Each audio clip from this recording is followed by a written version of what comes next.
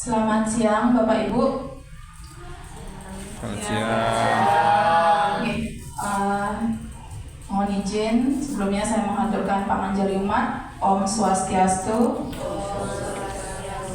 Yang terhormat Ibu Kepala SD Negeri 7 Pedungan, Ibu Made Wahyuni Indrawati, dan yang saya hormati Bapak, Ibu guru serta staf SD Negeri 7 Pedungan. Baik, terima kasih Bapak Ibu atas kedatangannya pada kegiatan diseminasi budaya positif dalam proses pendidikan saya dalam pendidikan guru penggerak Angkatan 11 Kota Denpasar. Baik, untuk acara selanjutnya ada baiknya kita selalu bersyukur atas segala apa karunia Tuhan agar kegiatan ini berjalan dengan lancar. Jadi mari kita awali kegiatan ini dengan berdoa. Untuk doa akan dipimpin oleh Bapak Komang selaku guru agama Hindu di sekolah kita. Untuk waktu saya persilakan. Mohon izin Ibu, Bapak Ibu yang saya hormati, izinkan saya menggunakan doa dengan keyakinan agama Hindu. Saya persilakan untuk berdiri, mengambil sikap agustikarana. Om Swastiastu. Om Saraswati Namo Astubhyo.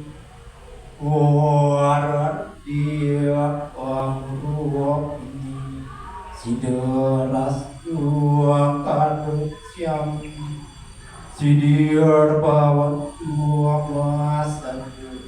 Om Sang Yang Aji Saraswati, berkatilah hambamu ini dalam mengikuti diseminasi budaya positif, agar ilmu yang kami dapatkan dapat berguna bagi kehidupan kami. Om Sri Bawangku Bumang Bawangku Sukang Bawangku. Om Santi Santi Santi.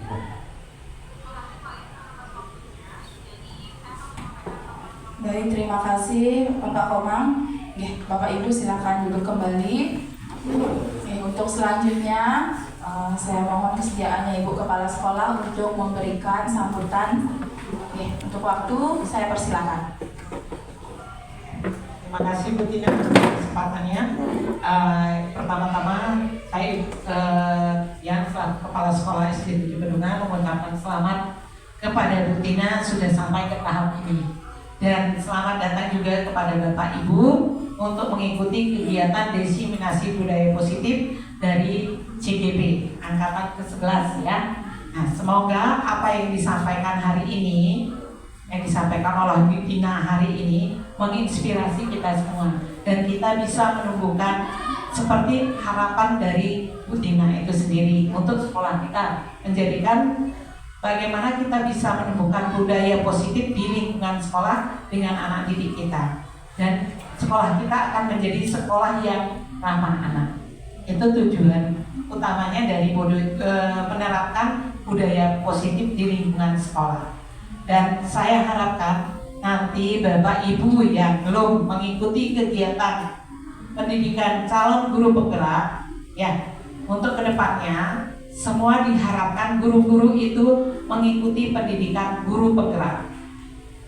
Pendidikannya nanti tidak lagi seperti yang sebelumnya, tetapi menggunakan platform digital dengan LMS yang ada di SIM PKB Bapak Ibu.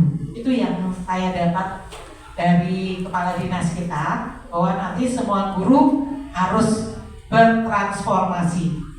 Ya, kalau seorang guru itu harus belajar. Kalau tidak mau belajar berarti bukan guru. Bagaimana kita bisa menumbuhkan budaya positif di lingkungan sekolah kita kalau kita sebagai guru saja tidak mau berinovasi, tidak mau bertransformasi ke arah yang positif, ya? Nah, kalau Bapak Ibu gurunya juga tekun, pasti anak didiknya akan tertularkan. Ya, hanya itu yang bisa saya sampaikan. Semoga nanti apa yang didiseminasikan oleh Bu Tina menginspirasi kita semua. Terima kasih Bu Tina.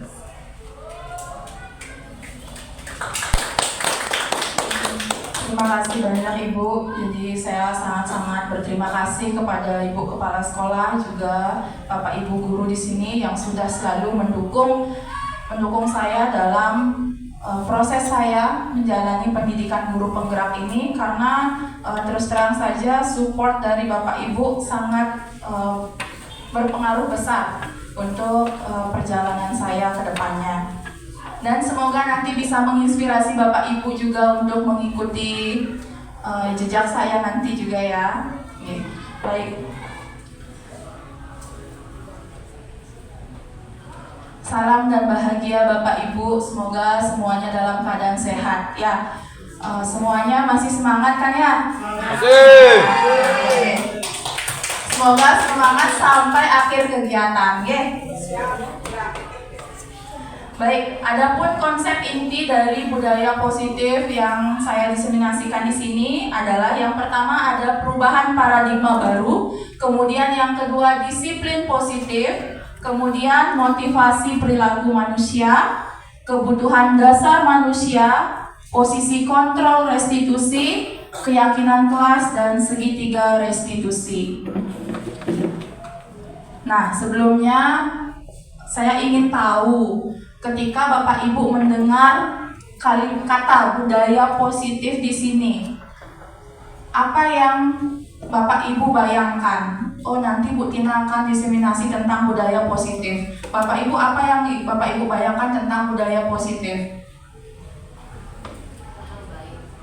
Hal-hal baik, dari budaya hal-hal baik. Kalau Bapak Ibu yang sebelah selatan?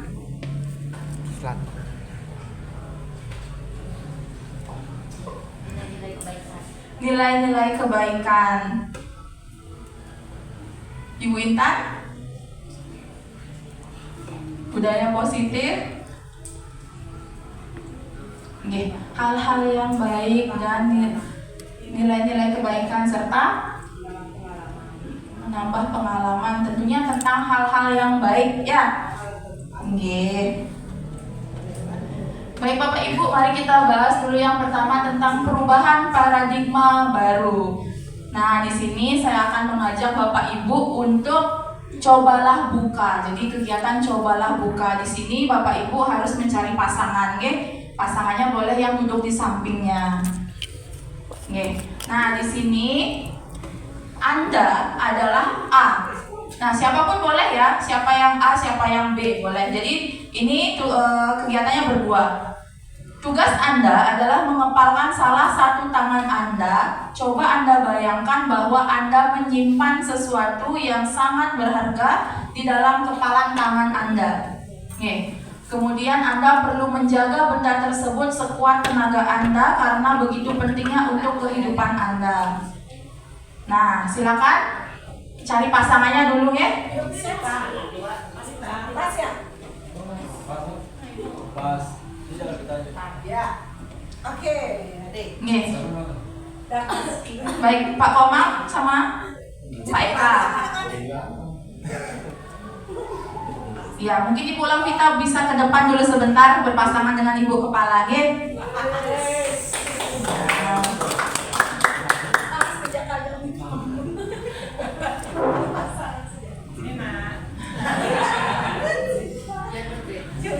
Baik, nah sudah tentukan ya siapa yang A, siapa yang B. Nah, jadi yang A ini adalah bertugas mengepalkan tangannya. Anggap di dalam tangan Bapak Ibu itu ada sesuatu yang sangat berharga bagi kalian. Mungkin suami, mungkin yang berharga untuk kalian, atau mungkin ada harta benda di dalam kepalanya ya. Nah, kemudian tugas dari si B ini adalah mencoba dengan segala cara membuka kepalan tangan teman Anda, nah pasangan Anda. Jadi boleh Bapak Ibu boleh membujuk, menghardik, mengintimidasi, memarahi, menggoda, menggelitik, bahkan menawari dengan uang pun boleh. Jadi segala cara Bapak Ibu lakukan agar mau dibuka kepalan tangan tersebut. Oke, coba Bapak Ibu lakukan. Siapa di sini yang sebagai penggoda? Coba angkat tangannya yang sebagai penggoda di sini. Baik. Oke. Semoga berhasil ya Bapak Ibu. Oke.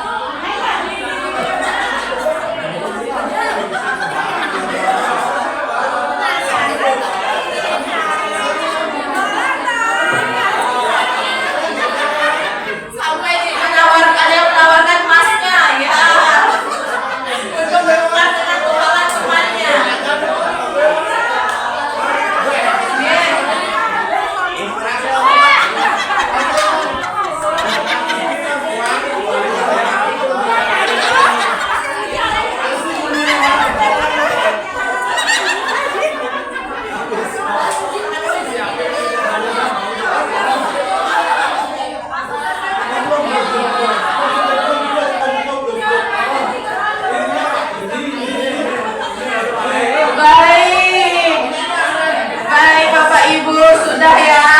Yes, saya mau tahu nih, ada yang berhasil tidak merayu temannya? Ada yang berhasil merayu si A?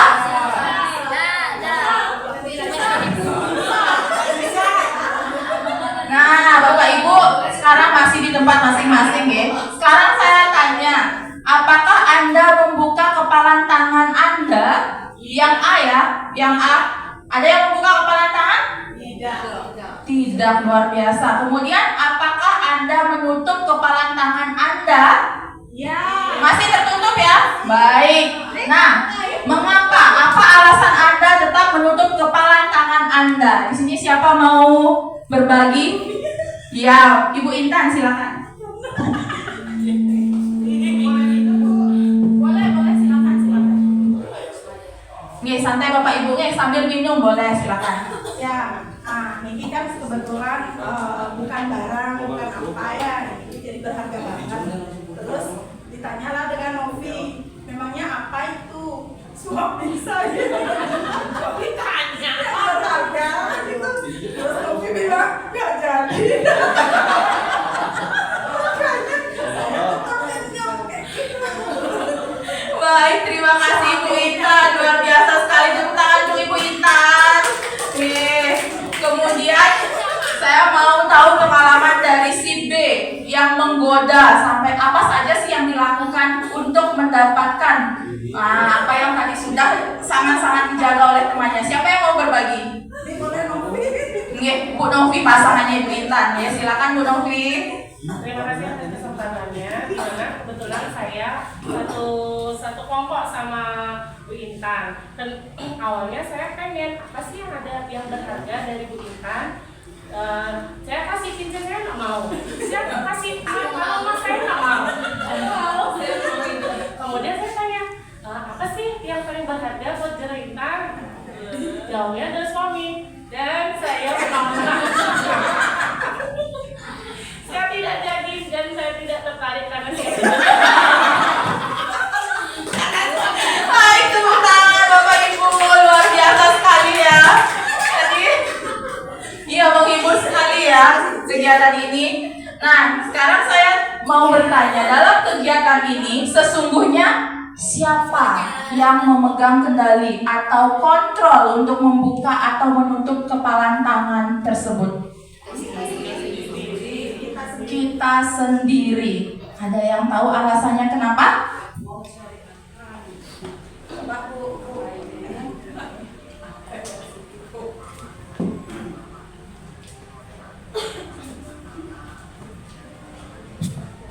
Ya, terima kasih Ibu Tina atas kesempatannya.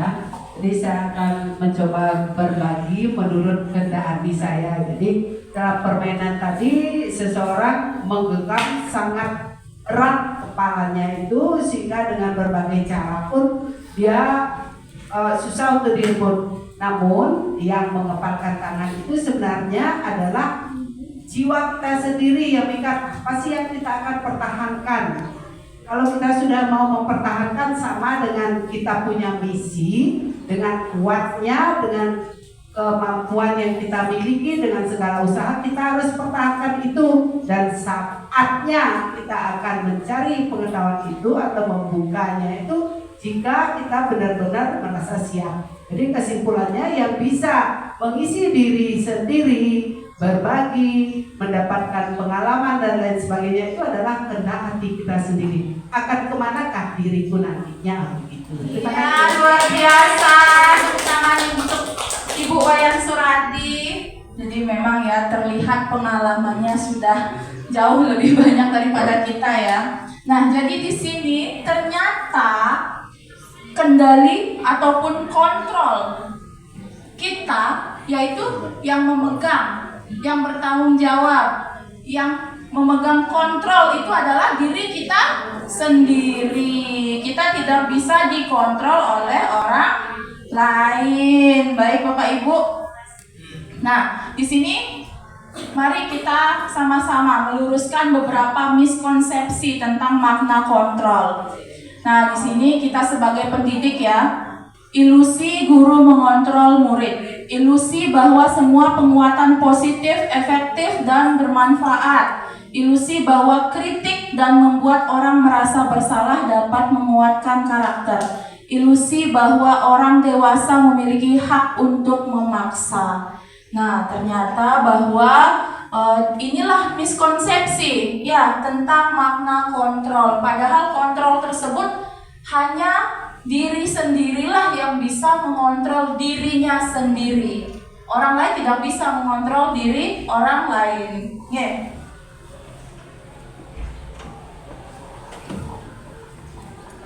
Baik Bapak Ibu, bagaimana seseorang bisa berubah dari paradigma stimulus respon kepada pendekatan teori kontrol? Nah, di sini bila kita ingin membuat kemajuan perlahan sedikit-sedikit, ubahlah sikap atau perilaku Anda. Namun bila kita ingin memperbaiki cara-cara utama kita, maka kita perlu mengubah kerangka acuan kita. Ubahlah bagaimana Anda melihat dunia, bagaimana Anda berpikir tentang manusia. Ubahlah paradigma Anda, skema, pemahaman, dan penjelasan aspek-aspek tertentu tentang realitas. Nah, di sini kita bisa melihat ya perubahan paradigma dari stimulus respon dengan teori kontrol, Bapak Ibu.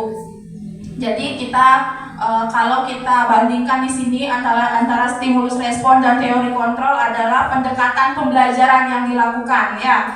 Jadi kalau pendekatan pembelajaran sebelum kurikulum Merdeka ini kan lebih lebih fokus kepada guru saja ya. Kalau sekarang fokusnya pada siswa. Di sini adakah Bapak Ibu yang masih menggunakan pendekatan pembelajaran lama?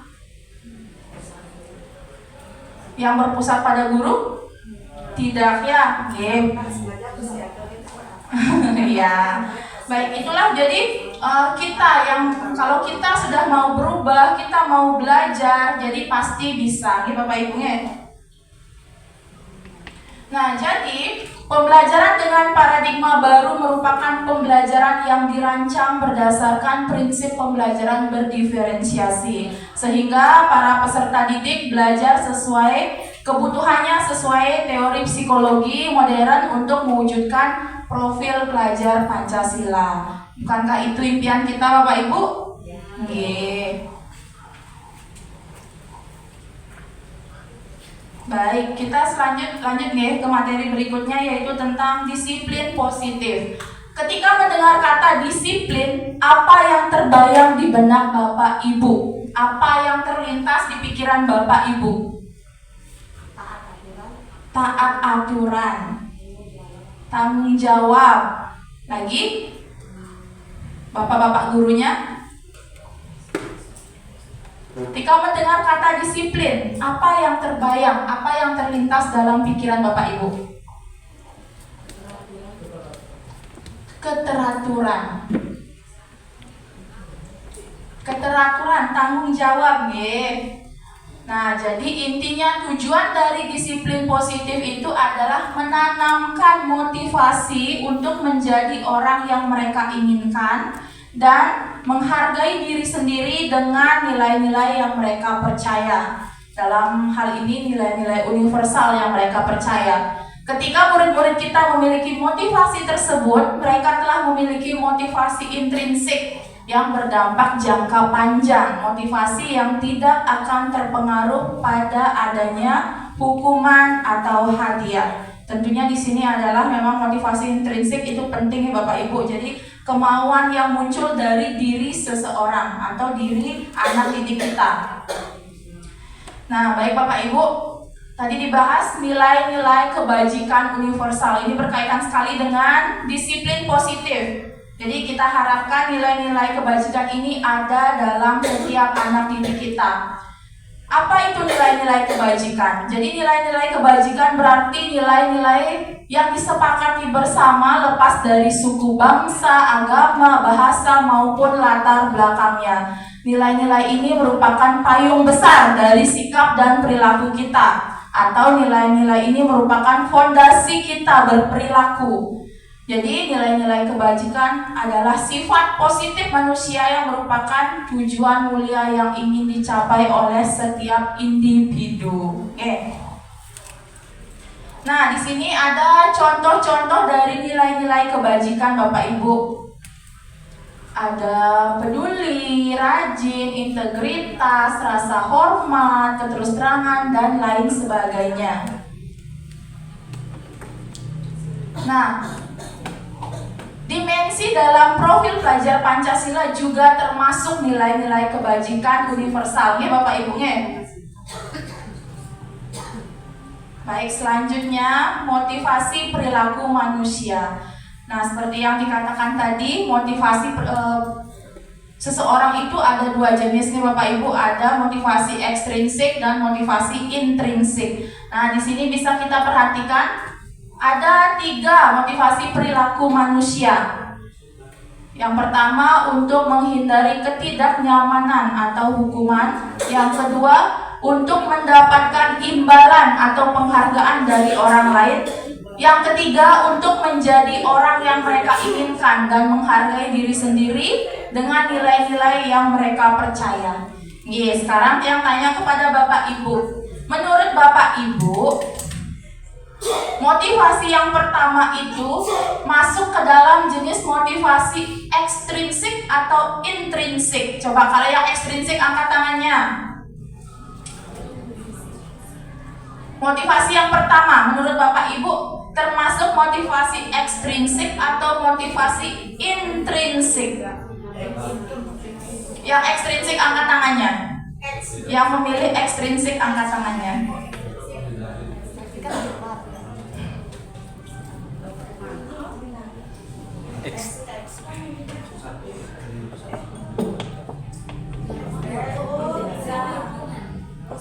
Baik, kalau yang kedua untuk mendapatkan imbalan atau penghargaan dari orang lain, ekstrinsik atau intrinsik? Ekstrinsik. Yang ketiga, untuk menjadi orang yang mereka inginkan dan menghargai diri sendiri dengan nilai-nilai yang mereka percaya, ekstrinsik atau intrinsik? Intrinsik. Ya, luar biasa Bapak Ibu, jadi sudah bisa membedakan ya. Jadi motivasi intrinsik itu adalah motivasi yang memang kemauan atau memang hati nuraninya yang berbicara untuk melakukan hal tersebut. Kalau masih dorongan dari orang lain, motivasi dia melakukan itu hanya dari dorongan luar atau dorongan orang lain, itulah motivasi ekstrinsiknya. Baik Bapak Ibu, mari kita bayangkan sebagai seorang guru, saat Bapak Ibu hadir di sekolah tepat waktu, motivasi apakah yang mendasari tindakan Bapak Ibu? Apakah Bapak Ibu datang tepat waktu karena tidak ingin ditegur oleh Ibu Kepala Sekolah? Atau menghindari untuk mendapat peringatannya? Atau Bapak Ibu ingin mendapat pujian dari Ibu Kepala Sekolah untuk mendapatkan penghargaan guru berprestasi? Atau Bapak Ibu ingin menjadi orang yang menghargai waktu, menjadi diri sendiri sebagai teladan bagi murid-murid? Baik, saya mau bertanya, ya, motivasi yang mana Bapak Ibu lakukan ketika Bapak Ibu itu bersedia hadir tepat waktu ke sekolah? Tidak dimarah. Tidak dimarah. Ya. Siapa yang memilih motivasi yang pertama, menghindari teguran dari Ibu Kepala Sekolah? Baik. Untuk mendapatkan pujian dari Ibu Kepala Sekolah, ada? Nah, kalau yang menghargai waktu atau menghargai diri sendiri biar menjadi contoh untuk anak didik kita siapa? Atau jangan-jangan ketiga-tiganya motivasi ini Bapak Ibu karena ingin dapatkan?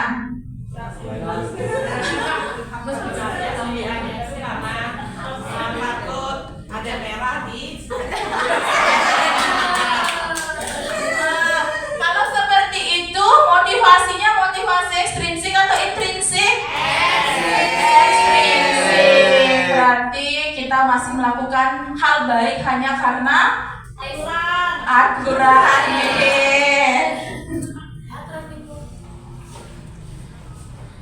Nah, baik Bapak Ibu, sekarang saya juga ingin bertanya, dari ketiga jenis motivasi tadi, motivasi mana yang saat ini paling banyak mendasari perilaku murid-murid Bapak Ibu di sekolah ini?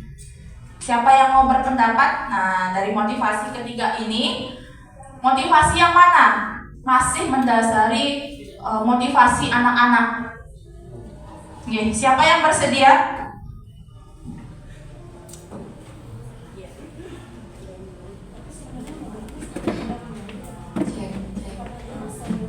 Baik, silakan Ibu Dayu. Terima kasih atas kesempatannya Ibu Tina. Dari pertanyaan Ibu Tina tadi yang mana mendasari motivasi perilaku siswa. Kalau dari pribadi di kelas saya belum keseluruhan dulu ya. Karena masih kelas rendah, masih ada di poin 1 dan 2. Kenapa? Karena masih diberikan pengertian dulu. Pengertian bagaimana untuk bisa memotivasi dirinya mereka dulu dari luar. Nanti lambat laun yang tadinya anak itu nangis katanya masuk kelas, tiba-tiba sekarang sudah mau sadar, nyapu, piket, terus juga dilihat temennya itu juga akhirnya dia mau ke diri sendiri. Tapi perlu juga bimbingan dari guru. Untuk keseluruhan dari sekolah mungkin ada anak yang sudah sadar dengan tugas-tugasnya atau dengan dirinya dia sendiri, namun tetap adanya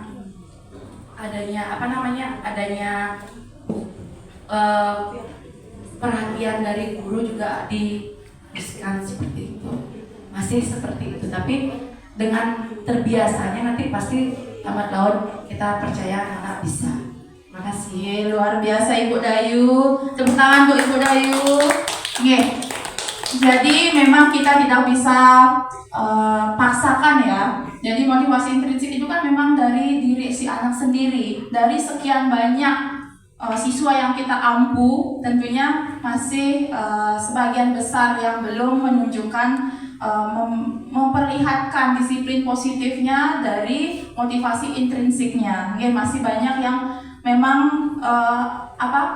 didasari oleh motivasi yang pertama dan yang kedua. Apakah sama dengan Bapak Ibu yang lainnya? Sama? Mungkin ada yang berbeda? Mungkin keseluruhan siswanya sudah ada di motivasi yang ketiga?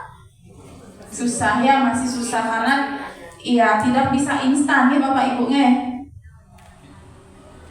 Lalu, strategi apa yang selama ini Bapak Ibu terapkan untuk menanamkan disiplin positif kepada murid-murid Bapak Ibu? Apakah ada strateginya? Baik, di sini iya. Di sini ada beberapa strategi biasanya yang kita lakukan kepada anak didik yang biasanya melakukan pelanggaran-pelanggaran. Atau melakukan sesuatu yang tidak mencerminkan seseorang yang bersikap disiplin. Nah, di sini ada hukuman, konsekuensi, dan restitusi. Apa perbedaannya? Jadi, kalau hukuman tidak terencana, murid itu tidak tahu apa yang akan terjadi, apa yang akan diberikan hukuman oleh ibu gurunya, bapak gurunya. Kemudian bersifat satu arah, jadi hanya guru saja yang menentukan. Meskipun siswanya tidak setuju, tidak bisa siswanya melakukan apa-apa. Kemudian berupa hukuman fisik, psikis, baik secara verbal juga. Kemudian kalau konsekuensi, jadi terencana, sudah ada kesepakatan sebelumnya. Kalau konsekuensi sudah siswanya tahu, kalau saya melakukan kesalahan ini konsekuensinya nanti apa. Kemudian tapi murid tetap dibuat tidak nyaman. Dan sikap guru selalu memonitor murid karena di sini konsekuensi ya, tentunya seorang guru harus mengawasi atau memonitor muridnya. Nah, kalau restitusi, proses menciptakan kondisi bagi murid untuk memperbaiki kesalahan. Proses kolaboratif yang mengajarkan murid untuk mencari solusinya sendiri. Jadi Jadi mencari solusinya sendiri, nanti ke depannya kita mau apa, dari masalah ini jalan keluarnya apa, itu dari siswa sendiri nanti yang bisa menentukan arahnya. Nge. Nah, strategi Bapak Ibu biasanya apa untuk menyelesaikan permasalahan anak didik biasanya? Mungkin satu orang yang bisa berpendapat.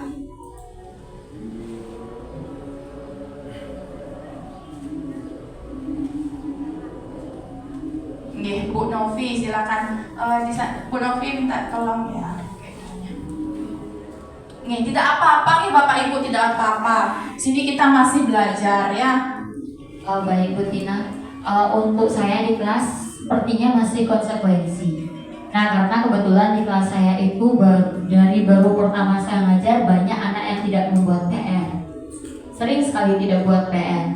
Akhirnya saya tanya, kalau seperti ini terus bagaimana kita mau belajar?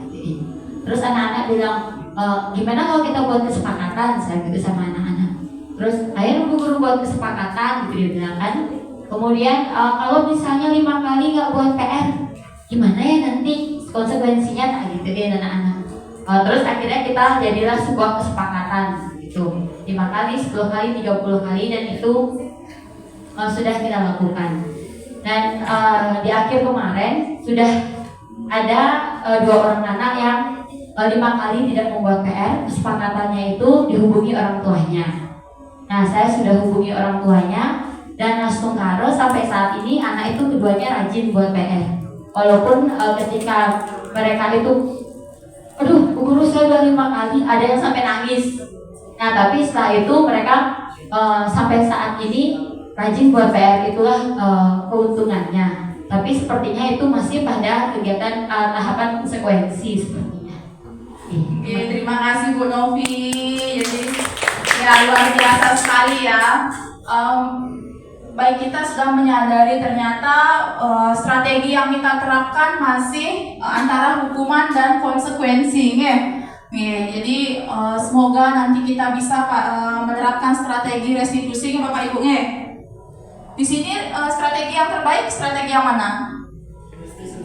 Restitusi sebenarnya.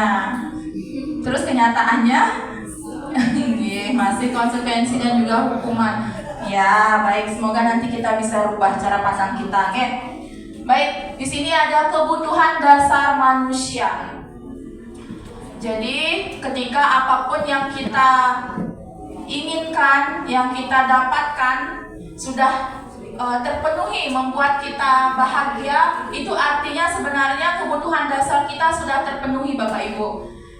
Jadi terkadang seseorang kebutuhan dasarnya belum terpenuhi, akan melakukan sesuatu yang tidak sesuai dengan disiplin positif.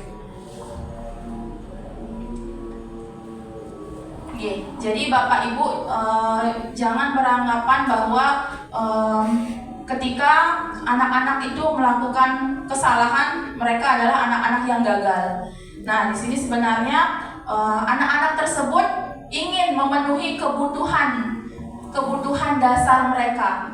Nah, di sini ada 5 kebutuhan dasar kita sebagai manusia. Yang utama tentunya kebutuhan bertahan hidup. Apa yang bisa dilakukan untuk memenuhi kebutuhan bertahan hidup? Makan gorengan. Lagi makan apa Ibu Rika sukanya? Makan nasi. Yang penting jangan makan hati, Bapak Ibu. Baik, kemudian di sini ada kita membutuhkan kasih sayang dan rasa diterima. Setuju? Setuju. Kemudian kebebasan, kesenangan, dan penguasaan. Nah, Bapak Ibu, coba Bapak Ibu pikirkan bagaimana selama ini Bapak Ibu memenuhi kebutuhan dasar Bapak Ibu. Nah, sekarang saya ingin Bapak Ibu membuat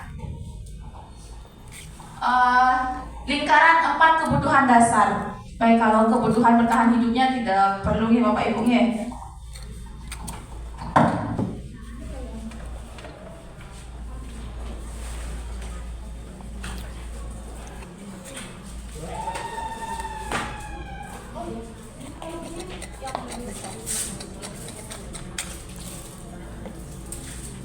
Baik, Bapak Komang minta tolong dibagikan kepada rekan-rekannya, nggih. Nggih, Bapak Ibu, saya mengajak Bapak Ibu untuk menggambar, nggih, menggambar dan menentukan kebutuhan dasar Bapak Ibu itu apa saja. Dimulai dari diterima, disayang. Kalau saya diterima dan disayangnya di sini, misalnya orang tua misalnya, karena saya sangat sayang sekali dengan orang tua saya, dan Bapak Ibu juga pastinya demikian, nggih. Kemudian senangnya saya di sini misalnya jalan-jalan bersama Jacob misalnya. Tahu kan Bapak Ibu Jacob? Tahu, ganteng kan? Ganteng dong, ya. Nggih, kemudian bebas. Bebas di sini misalnya yang membuat kebebasan Bapak Ibu terpenuhi apa? Contohnya misalnya. Kemudian kalau bebas misalnya berekspresi atau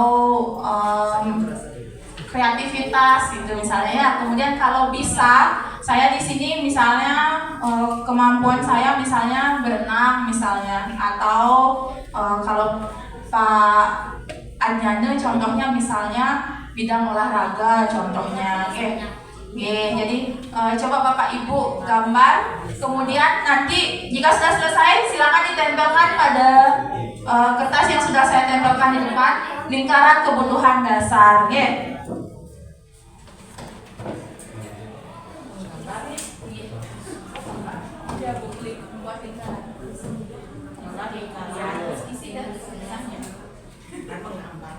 Ya, menggambar lingkaran Ibu. Pakai spidol saja. Oh, boleh. Spidol kan lebih terlihat.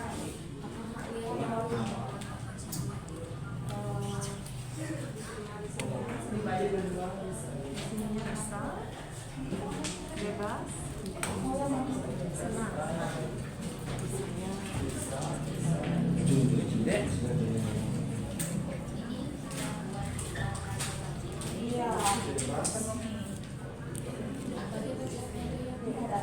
Dalamnya ditulis ya.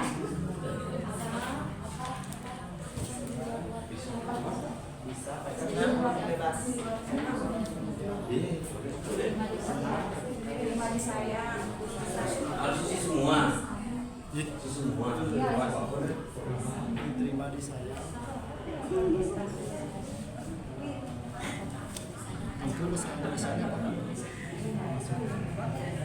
Kayaknya bisa melalui jauh ini.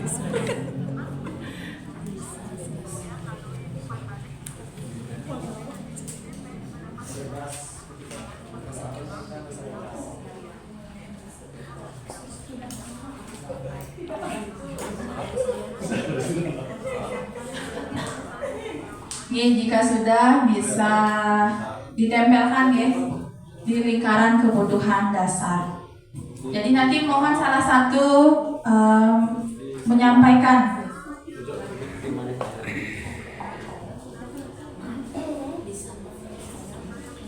Sudah ya Bapak Ibu? Bu Made Suartami berpikir keras sekali ini.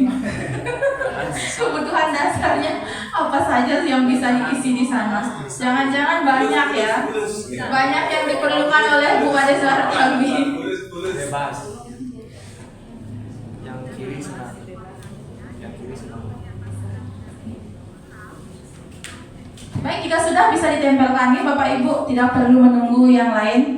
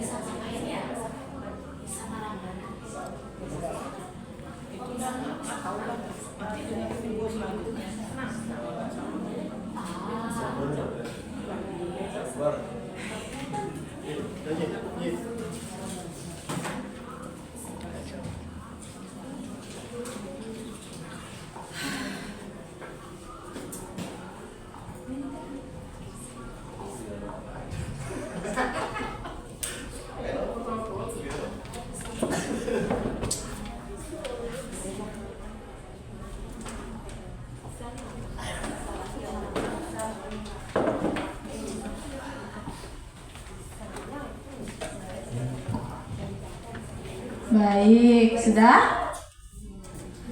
Nyatanya ngadi yang oleh United hari Minggu.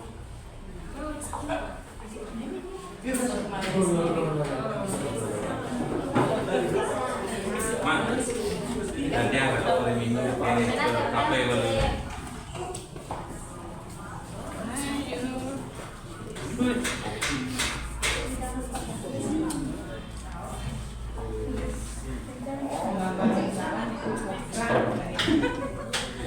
Kok ada yang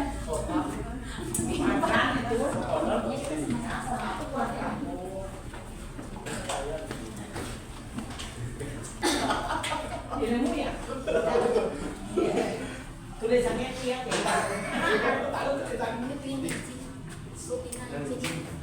Iya, silakan Bu Novi.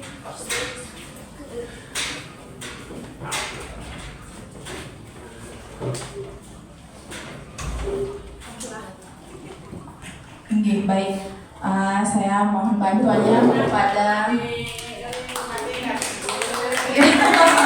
tangan Bu Mahasiswa kami. Ya. Semangat Bu Ade ya, harus semangat. Baik, saya mohon bantuan CGP angkatan 12. Kita doakan ya, semoga nanti ya, semoga mau tergerak nanti Bu Mahasiswa kami ya untuk mengikuti pendidikan di penggerak. Iya, kita saling dukung nanti ya. Baik, mohon bantuannya salah satu mungkin yang ingin berpendapat apa saja kebutuhan dasarnya. Wah, Ibu Mahasiswa kami katanya nih. Oke, mana? Ada silakan. Silakan Bu Malik. Silakan di sana Pak, bisa dijelaskan yang mana punyanya Bu Ade Suartami ya? Silakan.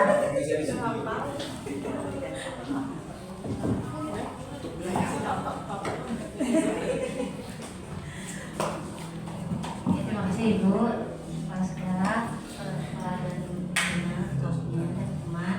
Di sini saya diterima disayang keluarga. Ya, untuk senangnya saya makan bersama keluarga. Kebahagiaan di sini dapat memberi kebutuhan yang saya inginkan. Misalnya mengajak keluarga berjalan-jalan. Lanjutkan deh. Ajak keluarga jalan-jalannya ya. Sudah terwujud semua Bu Mahasiswa kami? Belum ya. Oke, semoga segera terwujud ya, karena memang itu kebutuhan dasar suatu kebahagiaan untuk Bu Mahasiswa kami. Jadi jika semua sudah terpenuhi, asumkara Bu Mahasiswa kami pasti akan selalu menjadi orang pribadi individu yang positif. Oke, iya benar. Nah, pernah tidak Bapak Ibu merasa galau, sedih, hancur, patah hati, putus asa? Pernah ya? Jarang. Jadi itulah penyebabnya, karena kebutuhan dasar kita belum terpenuhi. Ketika kita merasa tidak ada orang yang sayang dengan kita, nah kita bisa melakukan sesuatu hal yang tidak sesuai dengan yang namanya disiplin positif. Terkadang seseorang melakukan pelanggaran-pelanggaran, melakukan hal-hal yang tidak baik. Itulah penyebabnya, karena kebutuhan dasar seseorang belum terpenuhi. Baik itu salah satunya pun jika belum terpenuhi, pasti seseorang kebanyakan akan melakukan hal-hal yang tidak baik. Nah, ice breaking sekarang Bapak Ibu. Silakan minum dulu ya Bapak Ibu sebelum kita ice breaking. Membuat satu lingkaran,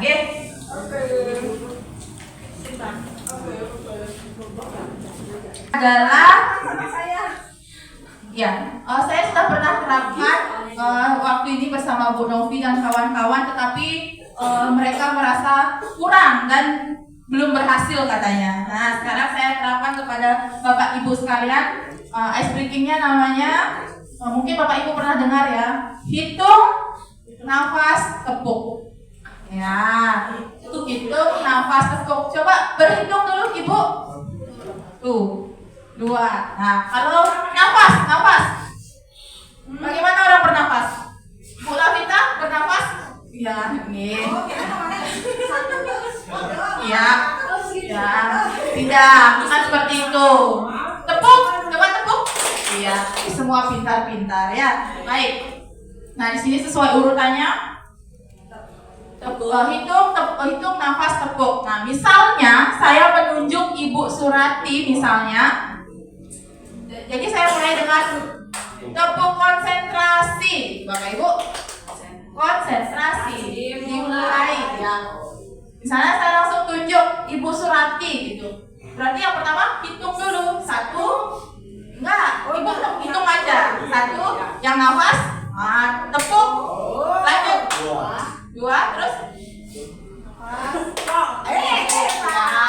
gitu ya. Baik. Ya, waktu ini karena berbaris jadi agak susah hitungnya ya. Sekarang melingkar jadi lebih gampang. Ya Bapak Ibu. Baik. Siap ya? Siap. Dihafalin sama Bu Intan. Tepuk konsentrasi. Konsentrasi dimulai. Ibu Surati. 1, 2, 3, 4, 5. Iya, luar biasa hebat. Ini berhasil. Waktu ini saya berapa kali tidak berhasil ya. Baik, lagi. Tepuk konsentrasi. Konsentrasi dimulai. Pak Komang. Awalnya tuan muter ke kiri kan.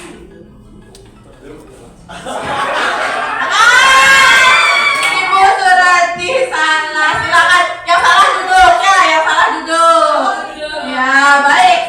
Lagi. Tepuk konsentrasi. Konsentrasi dimulai. Mini. 2.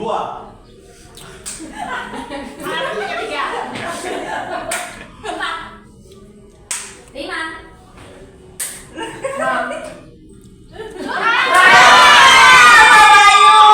Pak Bayu tidak konsentrasi. Silakan Pak Bayu duduk. Tepuk tangan untuk kita semua ya. Sudah, silakan. Terima kasih Bapak Ibu. Nah, itulah pentingnya ice breaking ya. Jadi agar kita lebih konsentrasi lagi ya.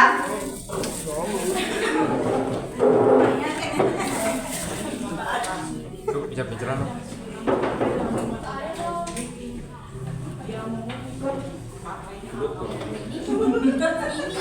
Baiklah Bapak Ibu, kita lanjut ke materi selanjutnya. Pembahasan selanjutnya di sini ada 5 posisi kontrol guru. Kita sebagai guru, ya. 5 posisi kontrol di sini ada penghukum, pembuat merasa bersalah, sebagai teman, sebagai pemantau, dan sebagai manajer. Nah, di posisi manakah kita Bapak Ibu? Nah, mari kita coba perhatikan Bapak Ibu di sini. Saya berikan contoh penerapan. Misalnya ada salah satu atau beberapa siswa yang melanggar aturan. Jadi saat hari Senin, saat pelaksanaan upacara bendera, siswa tidak menggunakan atribut lengkap.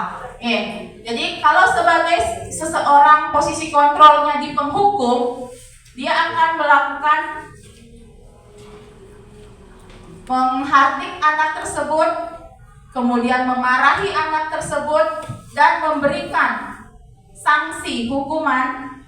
Contohnya di sini, anak tersebut harus hormat kepada bendera selama 1 jam. Nah, itulah contoh penghukum. Nah, kalau misalnya posisi kontrolnya di pembuat merasa bersalah, kalimatnya seperti ini, Bapak Ibu. Berapa kali ibu guru harus ngasih tahu kamu, nak, kamu selalu saja mengecewakan ibu.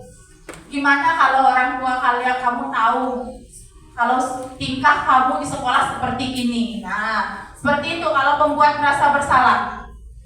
Nah, apa yang terjadi kepada dua anak ini jika dihadapkan dengan guru yang posisi kontrolnya sebagai penghukum dan pembuat merasa bersalah? Pada posisi penghukum, baik, anak tersebut akan kemungkinan memiliki dendam, marah kepada siapa? Kepada yang menghukum, yang memberi hukuman ini, yaitu guru tersebut.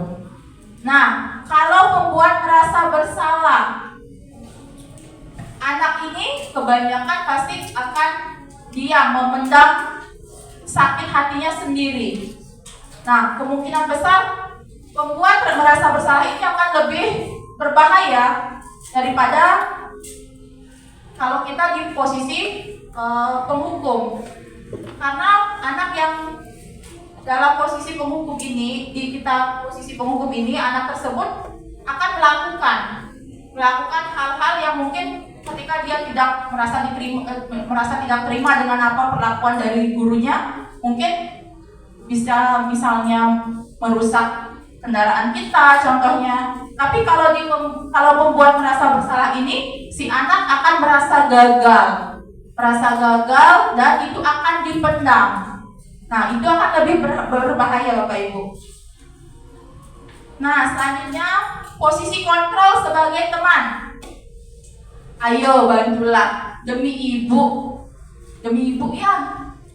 Ayo, ingat tidak bantuan ibu selama ini? Ya sudah, kali ini tidak apa-apa, nanti ibu bantu bereskan. Nah, itu posisi sebagai teman.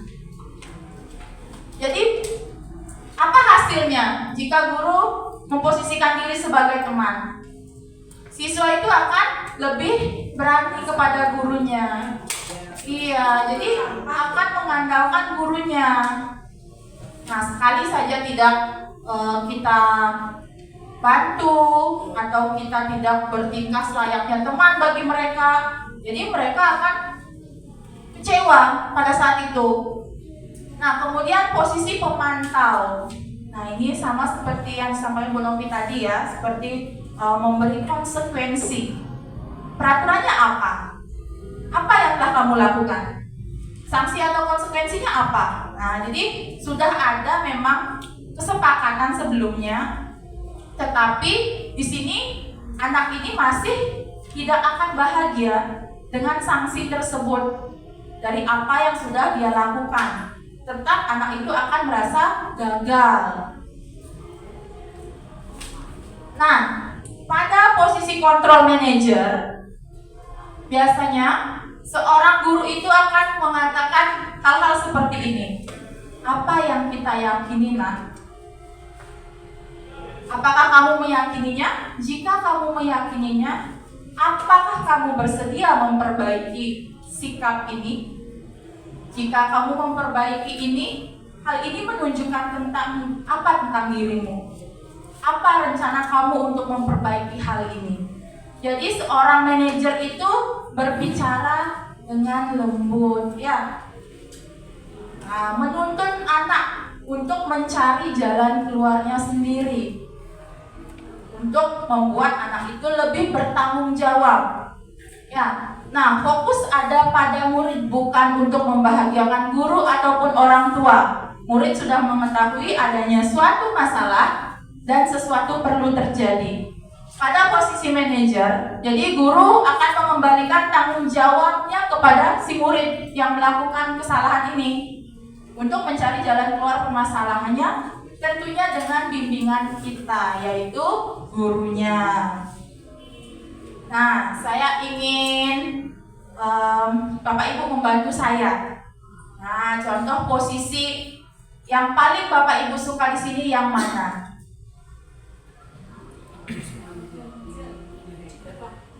Menjadi manajer.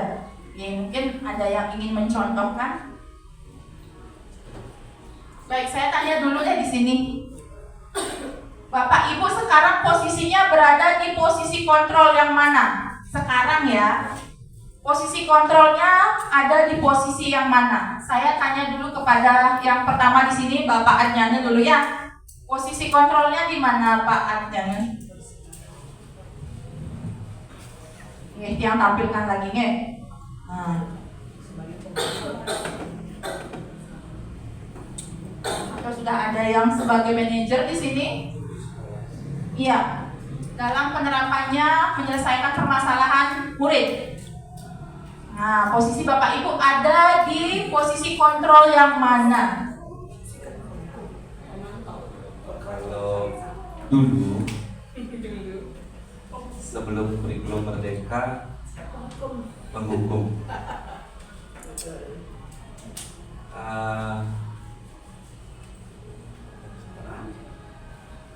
Kalau sekarang masih naik lagi sedikit, masih ada naluri penghukum, tapi sudah masuk ke pembuat rasa bersalah.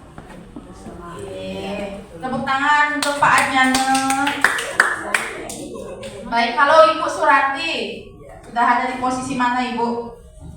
Hampir sama dengan Pak Adnyane, dan tapi karena watak saya memang orangnya keras begitu. Kalau kasih tahu murid tidak ikuti sekali ya langsung kena hukuman dulu, sudah kena hukuman dia lagi guru gitu kan dia akhirnya antara penghukum dan pembuat merasa bersalah lebih banyak penghukum saya dalam kenyataan keseharian, tetapi pendekatannya kembali hibur anak itu supaya dia tidak dendam kita dan takut. Ya itu aja, terima kasih. Kalau Ibu Mades Wartami, agar kita sama-sama bercermin, Bapak Ibu, ada di posisi mana kita? Saya dulunya kan kelas 3 agak keras dikit ya kan. Nanti saya di kelas 1 saya di sana teman. Kalau kelas 1 dimarahin nangis dia, dihukum itu nangis. Makanya saya di sini teman, diajak dirayu dia supaya dia mau nulis. Kalau Ibu Wayan nih, kalau anak-anak berhadapan dengan anak-anak, ya Bu Wayan ini merasa ada di posisi mana? Buat merasa bersama. Jadi Bu Wayan lebih lembut suaranya ya. Tapi lembut-lembut tapi menyakiti hati si anak ya kalau membuat rasa bersalah. Iya. Iya, luar biasa. Oke, Bu Santi. Terima kasih Bu Ina, kalau saya mungkin tergantung situasi yang saya hadapi di kelas. Tergantung situasi. Biasanya saya bisa jadi penghukum, apalagi di kelas saya sekarang susah sekali diatur. Mungkin lebih ke penghukum, tapi 40%-nya membuat merasa bersalah. Tapi setelah itu ya kita jadi teman juga, jadi setelah kita menghukum kan merasa juga kita kasih. Baik, Bu Dayu. Baik, terima kasih kesempatan Bu Ina. Kalau saya pribadi merasa perpaduan antara membuat merasa bersalah sama pemantau, karena rata-rata kelas yang saya dapat setiap tahun itu wow ya gitu ya, luar biasa saya dapat menangani anak-anak seperti ya sering tahu sebelumnya saya ajar. Kalau saya lebih membuat merasa bersalah itu karena ingin memberikan sentuhan nurani. Sebenarnya kita kan tahu tidak harus psikisnya diserang, tapi kan sentuhan nurani, siraman rohani lah kasih. Terus jangan terlalu buat merasa bersalah, itu artinya jadi kita tuh menyerang psikis, nggak itu, tapi mereka siraman rohani. Terus kalau yang memantau tetap dipantau karena memang masih kelas rendah. Kalau yang di tahap terakhir itu masih saya merasa belum, karena belum konsisten melakukan itu. Terima kasih. Baik, terima kasih Bu Dayu. Ya.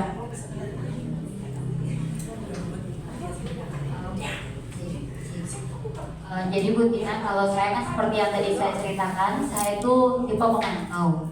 Nah, saya sebelum melakukan kesepakatan ini, saya sebelumnya sudah mencoba untuk manajer. Saya sebelumnya sudah mencoba kira-kira gimana ya cara untuk memperbaikinya, apakah hal itu sudah saya lakukan. Nah, tetapi yang menjadi kendala saya itu anak-anak hanya ngomong doang, dia mau memperbaiki. Ya Bu Guru, besok saya buat PR-nya. Ya Bu Guru, besok saya buat PR-nya, tapi tidak terrealisasi. Ya. Nah, itu saya mau minta solusi dari Bu Tina. Gimana kira-kira biar anak kita tetap bisa berposisi sebagai manajer, tapi anak itu juga apa yang dia sepakati bersama kita, apa yang dia yakini itu benar-benar dilakukan. Karena yang sebelumnya itu kan seperti itu, ya Bu Guru besok-besok kayak gitu lagi, ya Bu Guru maaf Bu Guru besok gitu. Ya nanti saya minta saran sama Bu Tina supaya kita bisa menjadi seorang manajer. Ya baik, siap Bu Novi. Silakan Bu Lavita. Baik, terima kasih Bu Tina. Maaf suara saya agak sedikit bengek.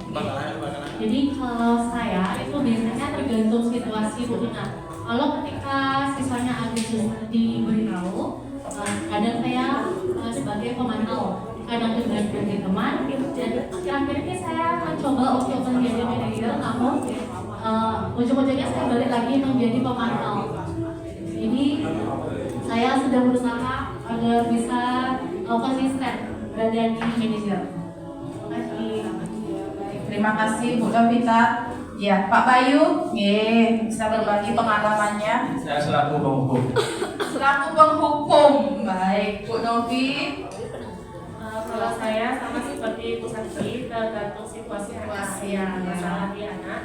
Kadang saya sebagai teman, kadang juga saya sebagai pemantau.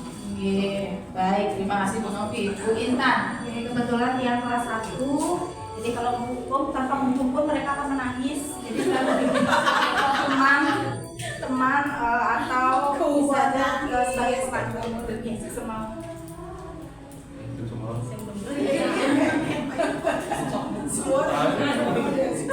Ya untuk siap sendiri itu penghukum, namun karena mungkin kelas 3 dan lihat dan masih sekarang juga memantau di Pak Komang. Saya maunya manajer Ibu, tapi setelah saya refleksikan diri saya lebih condong ke teman Ya. Saya bisa lihat itu karena anak-anak senang sekali ya kalau sudah diajak bermain sama Pak Komang. Ya mereka ya dekat sekali dengan Pak Komang ya. Kalau bisa dibilang guru favorit, bukan ya guru favorit gitu ya. Baik.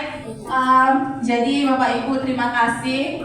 Itulah kita sudah bercermin ternyata posisi kontrol kita selama ini masih dalam posisi yang kurang tepat, Jadi posisi di sini yang paling tepat yang mana Bapak Ibu? Manajer. Ya, untuk menjadi seorang manajer nanti ada caranya ya atau ada tahapannya nanti, Nah, baik kita bahas dulu untuk keyakinan kelas. Ada yang bisa menjelaskan Bapak Ibu? Mengapa keyakinan kelas? Mengapa tidak peraturan kelas saja? Ibu Intan, silakan.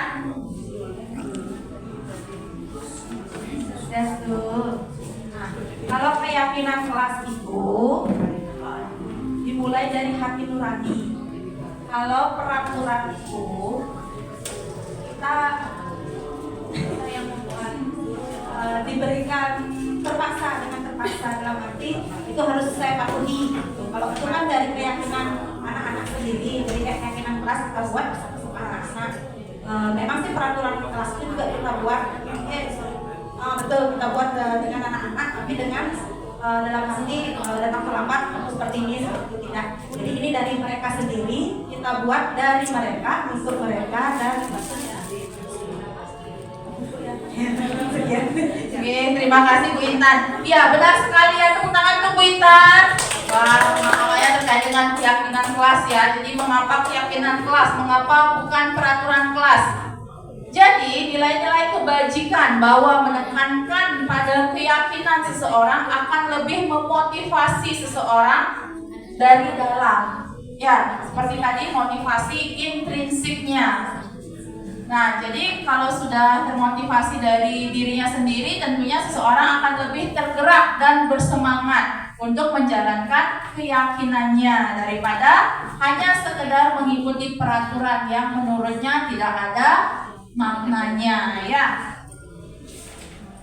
Nah, Bapak Ibu, pembentukan dari keyakinan sekolah atau keyakinan kelas di sini bersifat abstrak, menyeluruh, berupa pernyataan universal, senantiasa dibuat dalam bentuk positif, tidak terlalu banyak agar mudah diingat. Sebaiknya sesuatu yang dapat diterapkan di lingkungan tersebut, semua warga kelas hendaknya ikut berkontribusi dalam pembuatan keyakinan kelas lewat kegiatan curah pendapat, bersedia meninjau kembali keyakinan kelas dari waktu ke waktu. Apakah Bapak Ibu semua di sini, Bapak Ibu guru kelas sudah semua mempunyai keyakinan kelas? Sudah semua, ke? Nah, apakah sudah keyakinan kelasnya sudah sesuai dengan pembentukan keyakinan kelas seperti yang saya tampilkan di depan? Baik, semoga sudah, ya. Jadi keyakinan kelas itu diambil dari nilai-nilai kebajikan Bapak Ibu. Untuk apa? Agar anak-anak mudah mengingat. Nah, di sini ada langkah-langkah dari pembuatan keyakinan kelas, ya. Jadi kita mengajak anak-anak untuk curah pendapat. Mau kelas yang seperti apa mereka? Mau jadi anak-anak yang bagaimana mereka di kelas? Itu. Jadi mereka mengeluarkan pendapat masing-masing untuk nanti kita jadikan keyakinan kelas itu. Nah, dari masukan-masukan anak-anak tersebut yang sudah kita tempel misalnya di kertas manila, kita ganti kalimat-kalimat negatifnya menjadi kalimat-kalimat positif. Ya, contohnya misalnya tidak ya hati-hati berjalan misalnya. Kalau dituliskan sebelumnya tidak boleh lari-lari misalnya. Nah, itu diubah menjadi kalimat-kalimat positif. Nah, kemudian temukan kalimat kata-kata kebajikannya, nilai-nilai kebajikannya. Contohnya misalnya tidak datang terlambat. Kalau nilai kebajikannya apa? Disiplin, ya. Datang tepat waktu, tidak datang terlambat, itu masuk ke disiplin. Apalagi contohnya? Misalnya kalau melaksanakan piket sesuai hari, itu masuk ke nilai kebajikan yang mana? Kebersihan masuk. Keindahan, ya. Jadi itulah nilai-nilai kebajikan itu nanti kita sampaikan ke anak-anak. Nah, kalau keyakinan kalian yang ini masuk ke nilai kebajikan yang mana? Nah, setelah itu tinjau kembali. Setelah selesai meninjau, baru Bapak Ibu gabungkan semua itu menjadi satu nilai kebajikan saja. Jadi keyakinan kelas itu tidak perlu banyak-banyak Bapak Ibu. Untuk apa? Agar anak-anak mengingat, oh ini keyakinan kelas saya ini. Nah, contohnya di sini, ya. Nah, saya mengajak anak-anak saya di sini berdiskusi, kemudian saya mendapatkan keyakinan kelas. Di sini yang mereka yakini ada 4 keyakinan. Jadi kalau sekarang saya tanya anak-anak saya misalnya melakukan kesalahan apa, mereka ingat keyakinan kelas yang mana yang kamu tidak indahkan hari ini. Nah, jadi mereka ingat keyakinan kelas yang ini, Bu. Jadi tidak perlu panjang-panjang dan tidak perlu banyak-banyak nih Bapak Ibu. Baik, nah di sini kita masuk ke segitiga restitusi seperti yang tadi Bu Novi, kemudian rekan-rekan yang lain ingin tahu bagaimana caranya menjadi seorang manajer, Nah, apa itu segitiga restitusi? Jadi segitiga restitusi merupakan suatu proses dialog yang dijalankan oleh guru agar dapat menghasilkan murid yang mandiri dan bertanggung jawab. Bukankah murid yang demikian yang Bapak Ibu inginkan? Oke. Baik, sini mari kita sama-sama belajar nih Bapak Ibu. Saya juga baru mulai belajar. Nah, untuk menjalankan segitiga restitusi ini ada 3 tahapan.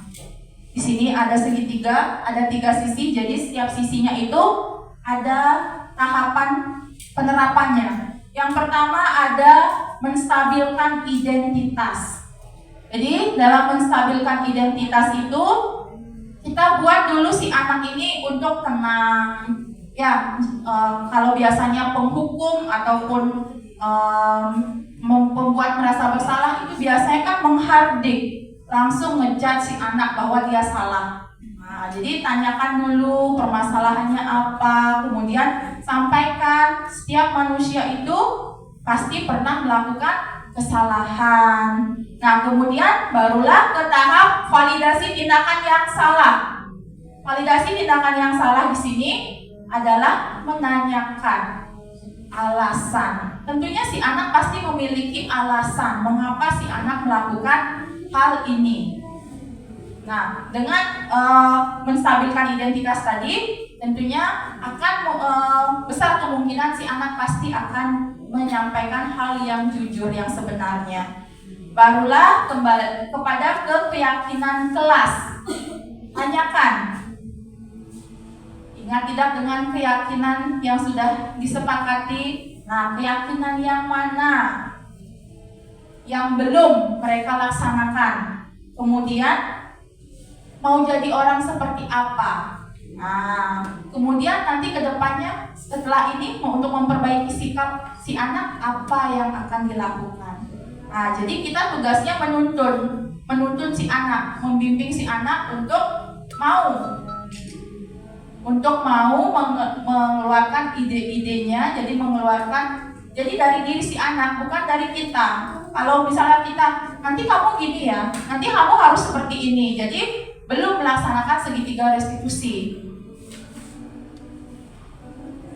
Nah, di sini ya Bapak Ibu, jadi prinsip segitiga restitusi menstabilkan identitas ini bertujuan untuk mengubah identitas anak dari anak yang merasa orang yang gagal karena melakukan kesalahan menjadi orang yang sukses.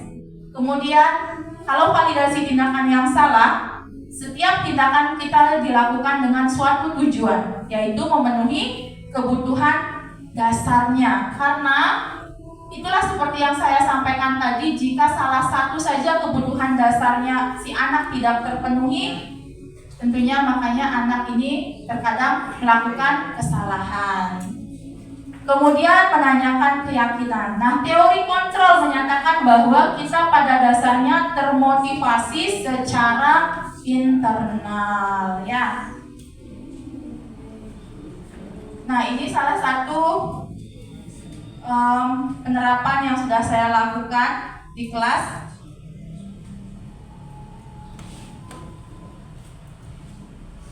Bisa bantu biar isi suara ya. Sebentar ya.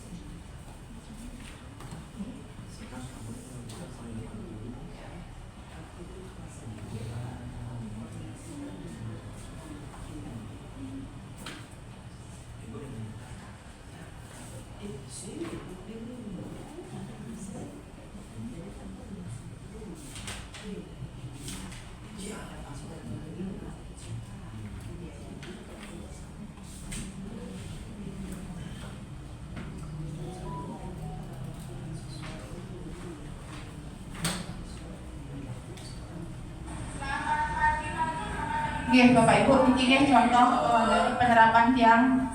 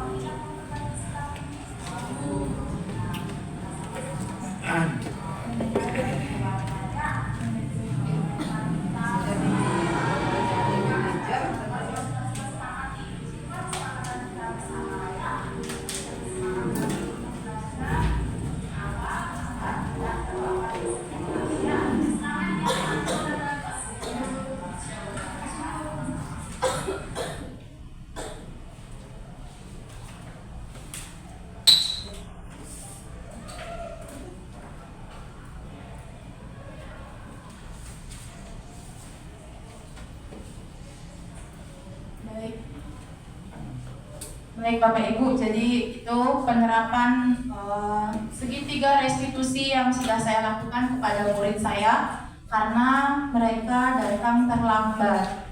Nah, kemudian saya terapkan segitiga restitusi dan hasilnya anak-anak mau berkata jujur dan mau memperbaiki kesalahan mereka. Jadi dalam pelaksanaan segitiga restitusi Bapak Ibu, kita jangan terlalu kaku ya Bapak Ibu ya. Jangan sampai yang pertama harus tahapannya ini, kemudian setelah itu harus yang ini. Nah, jadi kalau seperti itu nanti susah kita mencerna apa yang disampaikan oleh si anak. Jadi usahakan kalau dalam segitiga restitusi ini kita posisi kontrolnya sebagai manajer. Nah, dan menerapkan segitiga restitusi ini. Nah, jadi upayakan agar tidak terlalu sampai kaku seperti yang saya sampaikan tadi, agar segitiga restitusi kita berhasil. Baik Bapak Ibu, apakah sudah dipahami apa yang sudah yang sampaikan Ada pertanyaan?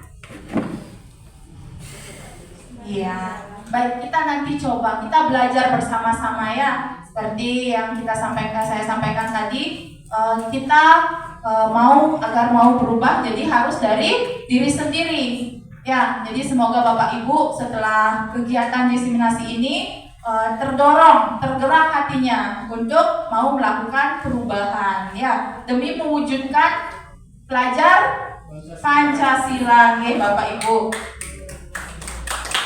Ya. Nah, di sini saya ingin merefleksikan juga kegiatan hari ini. Mungkin langsung saja berpendapat Bapak Ibu Mungkin langsung saja berpendapat. Nah, yang pertama, peristiwa atau momen apa yang paling penting dalam kegiatan ini? Silakan, siapa mungkin yang mau berpendapat? Bapak Komang, Pak Komang silakan. Peristiwa, saya senang sekali Bu Guru Tina karena saya baru paham ternyata untuk menyelesaikan sebuah permasalahan itu ada cara seperti segitiga restitusi. Keempatnya apa satu-satu sih? Satu saja. Oh, satu. Terima kasih Bu, mungkin itu saya. Iya, terima kasih Pak Komang ya. Bermanfaat berarti ya untuk Bapak Ibu. Nah, selanjutnya yang kedua, perasaan ketika mengikuti kegiatan ini. Senang. Nah, siapa yang mau?